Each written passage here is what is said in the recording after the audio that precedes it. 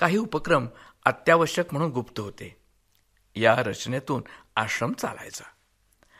अधिकांश कर्मचारी गरजू, खरं तर अडले नडलेले लाभार्थीच असायचे. त्यांना अन्न, वस्त्र, निवारा मोफत होता. मोबदल्यात त्यांनी 12 तास काम करायचं. त्यांचं मन, शरीर विद्ध असायचं. शिवाय पोटचा गोळापदरी असायचाच. त्याला सावरत आवरत नोकरी खरं तर वेठबिगारी करायची. या सर्वात या कुमारी माता, परित्यक्ता, फसलेल्या भगिनींशी कुणाचा संवाद नसल्यासारखी स्थिती असायची. समुपदेशन नावाचा भागच नव्हता.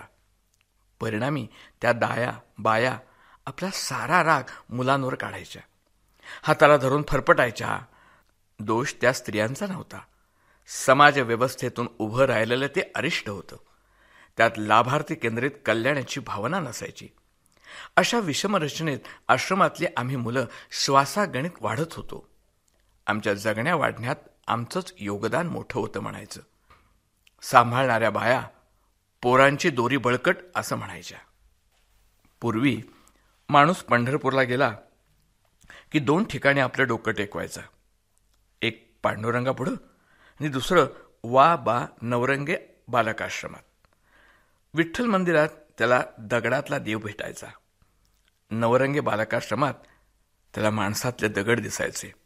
हो, माणसातले दगड. छातीवर दगड ठेवून जे कोणी आपली मुलं आश्रमाच्या दारात सोडत ते दगड नव्हे तर काय होते. सन 1875चा एक दिवस पंढरपूरला लालशंकर उमियाशंकर त्रिवेदी नावाचे एक न्यायाधीश होते. ते एकदा नेहमीप्रमाणे चंद्रभागेच्या काठी सकाळी फिरायला गेले असताना त्यांना कुणीतरी वाळवंटात टाकलेलं नवजात अर्भक आढळलं. त्यांनी त्या मुलाला उचललं आणि घरी आणलं. त्या बाळाचं काय करायचं या चिंतेतून नवरंगे बालकाश्रमाचा जन्म झाला. अनेक अनाथाश्रम असेच जन्मले असावेत.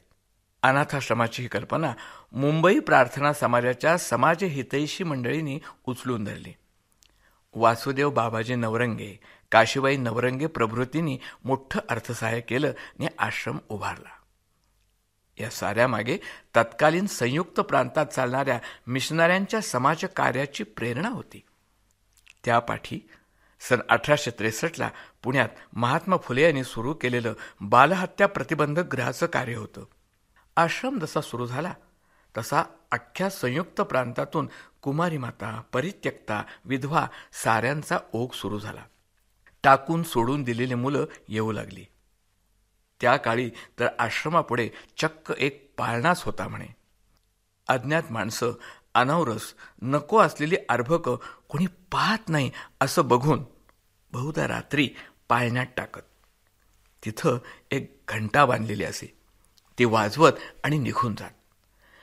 जगी ज्यासं कोणी नाही त्यास देव आहे असा सारा मामला होता. मग घंटा ऐकून आश्रमातले कोणीतरी दाई माई यायची आणि बाळाला आपलंसं करायची. 125 वर्ष उलटून गेली तरी सुधारवादी पुरोगामी महाराष्ट्रात कुमारी माता होणं, अनावरस मूल निपजणं, मुलं अनाथ करणं अव्याहत सुरू आहे. माणसाचे दगड असतात. माणसाचं काळीज दगड होऊ शकतं हे इथं आल्यावर उमजतं. माणसं मंदिरात डोकं ठेवतात तेव्हा त्यांना पापक्षालनाचं समाधान लाभतं. इथं त्यांना सामाजिक पापाची भयावहता लक्षात येते. अनाथांच्या कल्याणकारी कार्याला पुरोगामी महाराष्ट्रात 150 वर्ष होत आली तरी ही कोवळी पानगळ लक्षातच आली नाही.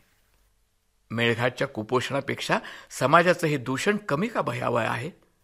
आणि तेही शेकडो वर्ष चालत आलेलं. अशा संस्थेत कुमारी मातांना अभय दिलं जातं. त्यांनी जन्म दिलेल्या अर्भकाचा संस्था सांभाळ करते.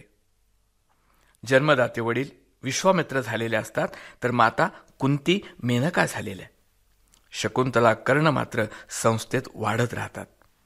समाजात नैतिकता, प्रतिष्ठा, जात, धर्म, परंपरेचा टेंभा मिळवणारी तथाकथित उच्चभ्रू मंडळी अश्राप मुलामुलींना त्यांचा काही अपराध नसताना त्यांच्यावर अनाथपणाचं उद्ध्वस्त जीवन लादून नामानिराळे होतात. खोट्या प्रतिष्ठेच्या कल्पनेपोटी जन्माला आलेल्या या संस्था समाजाचं पावित्र्य राखतात की समाजाच्या पापावर पांघरून घालतात हा चर्चेचा विषय होऊ शकतो. पण समाज भयापोटी कुमारी मातांची मुलं आजन्म असामाजिक विजनवास भोगत राहतात. मानव अधिकाराचं अपरत जीवन जगणं त्यांना भाग पडतं. बालपण हरवलेली, भावविश्व दुभंगलेली ही मुलं अकारण, उपेक्षित, वंचित जीर्ण जगतात हे मात्र एक निर्विवाद सामाजिक सत्य आहे, हे कोण नाकारेल. पंढरपूरच्या वा बा नवरंगे बालकाश्रमाची रचना आणि कार्यपद्धती मोठी विलक्षण होती. 1 दिवसाच्या अनाथ अर्भकापासून ते 100 वर्षापर्यंतच्या वृद्धेपर्यंत समाजाने हर तऱ्हेनं नाकारलेल्या सुमारे 300 मुलं मुली आणि महिलांचं हे कुटुंब घर होतं. अनाथ, निराधार, बालगुन्हेगार, मतिमंद, अपंग, मूक, बधीर, कुमारी माता, बलात्कारित भगिनी, परित्यक्ता, विधवा, वृद्धा, हुंडाबळी, बालविवाहिता कोण नव्हतं या संस्थेत. हे वंचित उपेक्षितांचं कायमपणे भरलेलं घर होतं. मोठा पसारा होता तो. व्यवस्था होती, पण व्यक्तिगत लक्ष अशक्य होऊन गेलेलं होतं. काही उपक्रम अत्यावश्यक म्हणून गुप्त होते. या रचनेतून आश्रम चालायचा. अधिकांश कर्मचारी गरजू, खरं तर अडले नडलेले लाभार्थीच असायचे. त्यांना अन्न, वस्त्र, निवारा मोफत होता. मोबदल्यात त्यांनी 12 तास काम करायचं. त्यांचं मन, शरीर विद्ध असायचं. शिवाय पोटचा गोळा पदरी असायचाच. त्याला सावरत आवरत नोकरी खरं तर वेठबिगारी करायची. या सर्वात या कुमारी माता, परित्यक्ता, फसलेल्या भगिनींशी कुणाचा संवाद नसल्यासारखी स्थिती असायची. समुपदेशन नावाचा भागच नव्हता. परिणामी त्या दाया बाया आपला सारा राग मुलांवर काढायच्या, हाताला धरून फरफटायच्या. दोष त्या स्त्रियांचा नव्हता. समाज व्यवस्थेतून उभं राहिलेलं ते अरिष्ट होतं. त्यात लाभार्थी केंद्रित कल्याणाची भावना नसायची. अशा विषम रचनेत आश्रमातली आम्ही मुलं श्वासागणित वाढत होतो. आमच्या जगण्या वाढण्यात आमचंच योगदान मोठं होतं म्हणायचं. सांभाळणाऱ्या बाया पोरांची दोरी बळकट असं म्हणायच्या. पूर्वी माणूस पंढरपूरला गेला की 2 ठिकाणी आपलं डोकं टेकवायचा. एक पांडुरंगापुढं आणि दुसरं वा बा नवरंगे बालकाश्रमात. विठ्ठल मंदिरात त्याला दगडातला देव भेटायचा. नवरंगे बालकाश्रमात त्याला माणसातले दगड दिसायचे. हो, माणसातले दगड. छातीवर दगड ठेवून जे कोणी आपली मुलं आश्रमाच्या दारात सोडत ते दगड नव्हे तर काय होते.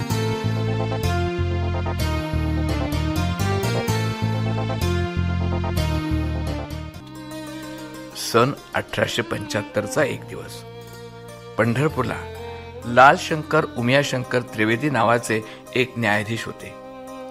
ते एकदा नेहमीप्रमाणे चंद्रभागेच्या काठी सकाळी फिरायला गेले असताना त्यांना कुणीतरी वाळवंटात टाकलेलं नवजात अर्भक आढळलं.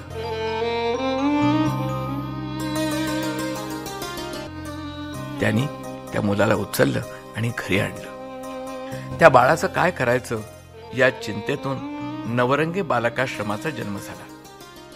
अनेक अनाथाश्रम असेच जन्मले असावे. अनाथाश्रमाची ही कल्पना मुंबई प्रार्थना समाजाच्या समाजहितैषी मंडळींनी उचलून धरली. वासुदेव बाबाजी नवरंगे, काशीबाई नवरंगे प्रभृतींनी मोठं अर्थसहाय्य केलं आणि आश्रम उभारला. या साऱ्या मागे तत्कालीन संयुक्त प्रांतात चालणाऱ्या मिशनऱ्यांच्या समाज कार्याची प्रेरणा होती. त्या पाठी सन 1863ला पुण्यात महात्मा फुले यांनी सुरू केलेलं बालहत्या प्रतिबंधक गृहाचं कार्य होतं. आश्रम जसा सुरू झाला तसा अख्ख्या संयुक्त प्रांतातून कुमारी माता, परित्यक्ता, विधवा साऱ्यांचा ओघ सुरू झाला. टाकून सोडून दिलेली मुलं येऊ लागली. त्या काळी तर आश्रमापुढे चक्क एक पाळणाच होता म्हणे. अज्ञात माणसं, अनवरस, नको असलेली अर्भक कोणी पाहत नाही असं बघून बहुधा रात्री पाळण्यात टाकत.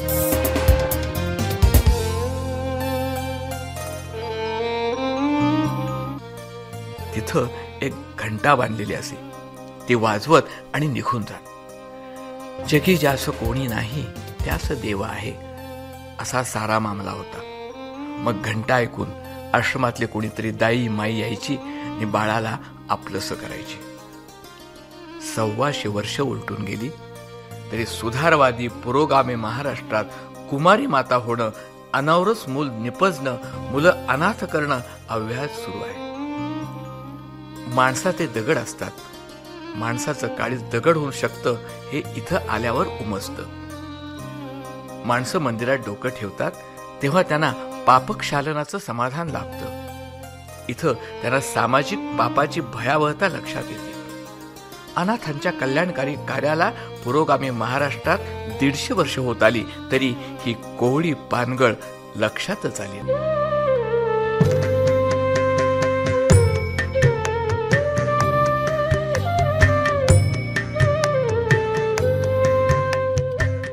मेळघाटच्या कुपोषणापेक्षा समाजाचं हे दूषण कमी का भयावह आहे, आणि तेही शेकडो वर्ष चालत आलेलं. अशा संस्थेत कुमारी मातांना अभय दिलं जातं. त्यांनी जन्म दिलेल्या अर्भकाचा संस्था सांभाळ करते. जन्मदाते वडील विश्वामित्र झालेले असतात तर माता कुंती मेनका झालेल्या. शकुंतला कर्ण मात्र संस्थेत वाढत राहतात.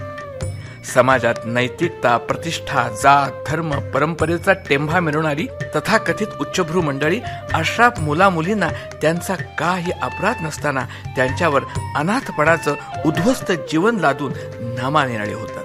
खोट्या प्रतिष्ठेच्या कल्पनेपोटी जन्माला आलेल्या या संस्था समाजाचं पावित्र्य राखतात की समाजाच्या पापावर पांघरून घालतात हा चर्चेचा विषय होऊ शकतो.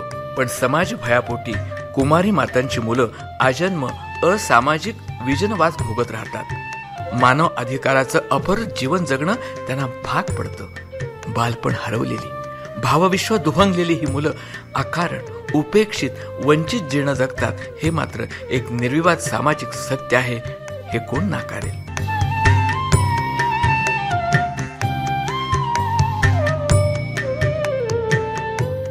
पंढरपूरच्या वा बा नवरंगे बालकाश्रमाची रचना आणि कार्यपद्धती मोठी विलक्षण होती. 1 दिवसाच्या अनाथ अर्भकापासून ते 100 वर्षापर्यंतच्या वृद्धेपर्यंत समाजाने हर तऱ्हेनं नाकारलेल्या सुमारे 300 मुलं मुली आणि महिलांचं हे कुटुंब घर होतं. अनाथ, निराधार, बालगुन्हेगार, मतिमंद, अपंग, मूक, बधीर, कुमारी माता, बलात्कारित भगिनी, परित्यक्ता, विधवा, वृद्धा, हुंडावळी, बालविवाहिता कोण नव्हतं या संस्थेत. हे वंचित उपेक्षितांचं कायमपणे भरलेलं घर होतं. मोठा पसारा होता तो. व्यवस्था होती पण व्यक्तिगत लक्ष अशक्य होऊन गेलेलं होतं.